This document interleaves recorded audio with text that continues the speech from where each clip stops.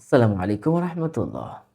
সমাজ দর্শক ও শ্রোতা, কারো স্বামী যদি খারাপ আচরণ করে, কারো স্বাভাবিক আচরণ করে না, অস্বাভাবিক আচরণ করে, একদম আপনাকে গালি-গালাজ যত রকমের খারাপ কথা আছে, সমস্ত খারাপ কথাগুলো আপনাকে বলছে।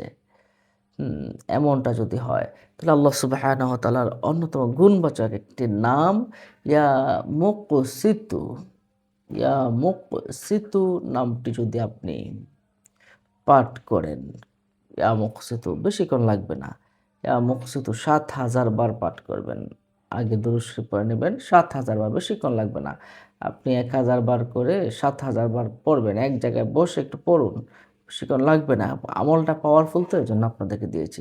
৭,০০০ বার পরে আপনি একটা যেকোনো খাবারে অথবা পানিতে যে পানিটা আপনার স্বামী খাবে, হ্যাঁ? এই পানিটা বা কোনো খাবারে যদি পানিতে কোনো রকম ফু দিতে পারেন এবং খাওয়াতে যদি পারেন, তাহলে অবশ্যই আপনাকে এত অধিক পরিমাণে ভালোবাসবে, আপনি কল্পনাও করতে পারবেন না। কোনো সাইড ইফেক্ট নাই এই আমলের।